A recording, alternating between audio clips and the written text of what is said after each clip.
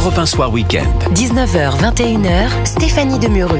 Merci de nous rejoindre avec mes débatteurs de la deuxième heure. Georges Fenech, Victor Hérault et puis Alexis de la Fontaine du service politique d'Europe 1 nous accompagnent parce que, évidemment, on attendait ce soir le nom du Premier ministre. Sébastien Lecornu nous avait dit 48 heures, donc on s'imaginait avoir un nom avant 20 heures. Et bien finalement, ce sera pour demain, Alexis de la Fontaine. C'est pas encore totalement confirmé, mais plusieurs sources nous disent quand même que pour l'instant... ça bloque vraiment à l'Elysée. Il y a un poids lourd des macronistes qui me disent je ne vois pas comment c'est possible d'avoir une nomination ce soir.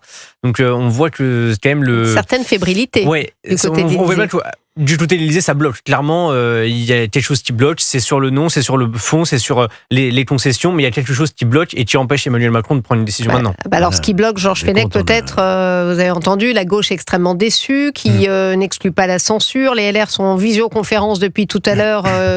Bruno Retailleau ne veut plus d'un macroniste ni de la gauche. C'est vrai que le chemin... Alors, il y croit encore, Emmanuel Macron. Il nous dit qu'il y a un chemin possible ce soir pour tisser des compromis et éviter la dissolution, mais on le voit pas trop, là, quand même, le chemin Georges Fenech. On le voit pas, et ce qui est pour nous tous, pour tous les Français, je pense, vertigineux, c'est de réaliser que le président de la République n'a plus le pouvoir du tout. Vous vous rendez compte, on est dans une constitution qui garantissait une stabilité de nos institutions, avec un chef de l'État tout-puissant par le suffrage universel, qui nomme, comme il l'entend, en fonction évidemment du paysage politique, un Premier ministre. Et là, on découvre ce soir que même le président de la République n'est pas en capacité de nommer ce qui est son pouvoir essentiel. Un de ses pouvoirs les plus principaux, c'est de nommer le Premier ministre. Parce qu'il n'y arrive pas.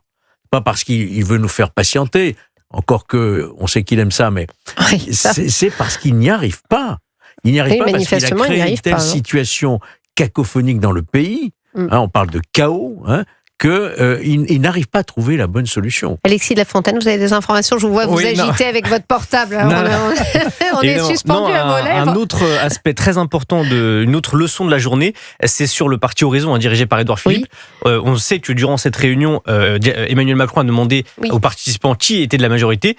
Édouard Philippe n'a pas dit qu'il faisait partie de la majorité.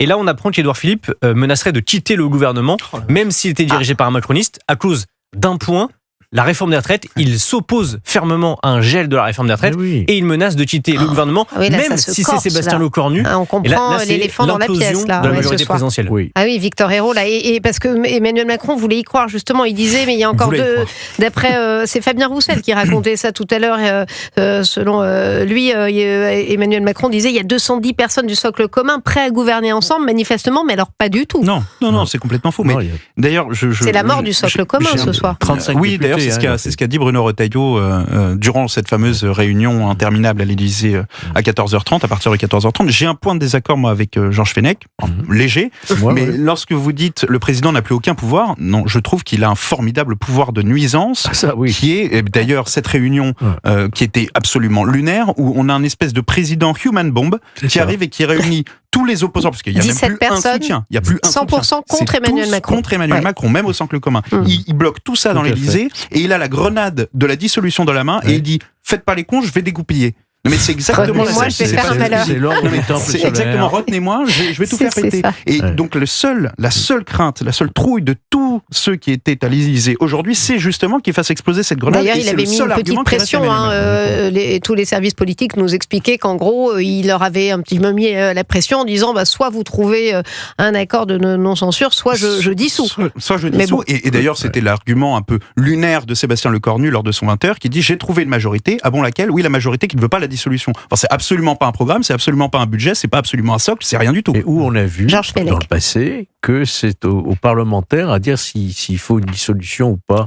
Alors, on veut pas de dissolution, mais attendez, dissolution, c'est encore un pouvoir exclusif du chef de l'État qui ne demande pas son avis aux parlementaires. Les parlementaires jamais diront oui. Alors sauf que c'est lui qui l'utilise comme une menace. C'est très pervers. La dissolution n'est pas un outil qu'on doit utiliser comme une menace envers les parlementaires. Soit on juge qu'il faut dissoudre parce que la situation est bloquée, soit on ne dissout pas. Non, c'est effrayant. Georges Fenech, nous sommes clairement devant une crise de régime. Ah oui. On est devant une crise de régime qui ne pourra se dénouer que par le retour aux élections, le retour au peuple, aux urnes. Et moi, je reste convaincu qu'une dissolution qui s'impose à l'heure actuelle ne suffira pas à dénouer cette situation, sauf à imaginer, et on peut le penser, que le Rassemblement national ait une majorité de gouvernement. À ce moment-là, tout rentre dans l'ordre, si je puis dire, sur le plan institutionnel en tout cas, puisque M. Macron resterait à l'Élysée, puisqu'il y a un gouvernement et une assemblée et une majorité. Vous avez entendu Jordan Bardella hier. Ça fait beaucoup de qui appelle à toutes les bonnes volontés. Je parle sous votre contrôle, Alexis de la Fontaine. Le terme, c'était centriste de droite ou centriste de gauche, des patriotes, de bonne volonté, a-t-il dit. Mais après, il faut quand même qu'il obtienne une dissolution. Il l'a déjà obtenu l'année dernière. Je ne pense pas qu'Emmanuel Macron va lui faire le cadeau une deuxième fois. Non, il va peut-être pas avoir le choix. Oui. Mais il veut tuer Attal et Philippe aussi. Oui, évidemment. Mais justement, vous parlez de Attal et d'Édouard Philippe. Moi, je voulais revenir sur la question qui va vraiment, je pense, animer ces prochains jours, dès qu'on a le prochain Premier ministre. C'est est-ce que les macronistes et les républicains vont accepter de brader un peu l'héritage d'Emmanuel Macron, c'est-à-dire la réforme des retraites, le budget, le 49.3, etc., contre une stabilité politique et des postes ministériels.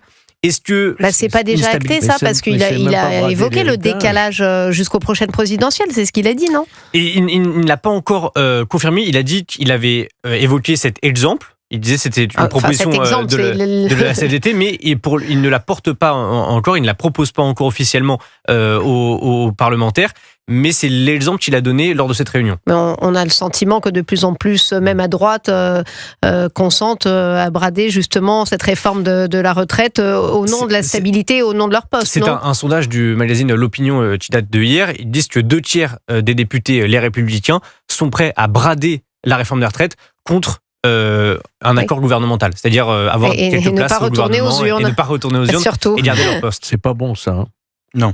Pourquoi vous dites ça, Georges Fenech? C'est pas bon. Les électeurs s'en souviennent. Les Français, les électeurs s'en souviendront, bien sûr, quand on prétend, j'en ai fait partie, des LR, quand on prétend qu'on est ce que l'on est effectivement, un parti de gouvernement responsable, on ne brade pas comme ça à un moment où la dette n'a jamais été aussi forte, à un moment où nos entreprises, je crois qu'il y a 70 000 entreprises en ce moment qui sont en faillite. C'est un record de faillite cette année. Voilà, que rien ne bouge, que les grandes collectivités locales, comme les régions, par exemple, ne reçoivent plus de budget d'État, donc plus de subventions, donc les entreprises sont en attente.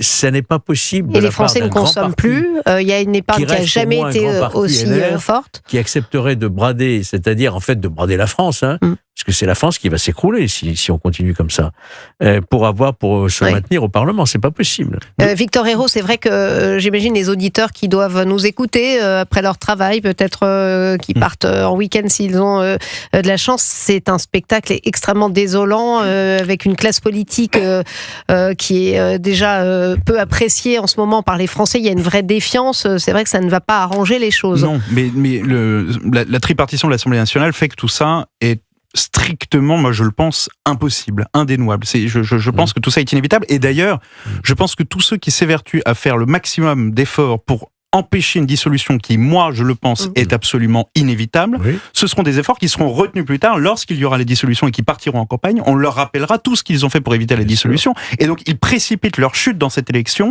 en empêchant l'inévitable qui est la dissolution. Il faut qu'il y ait une majorité dans ce pays pour qu'il puisse y avoir quelque chose qui bouge. Je ne peux pas faire plus simple que ça. Qu'elle soit de gauche, du centre, du Rassemblement national, il faut qu'il y ait une majorité à un moment ou à un autre.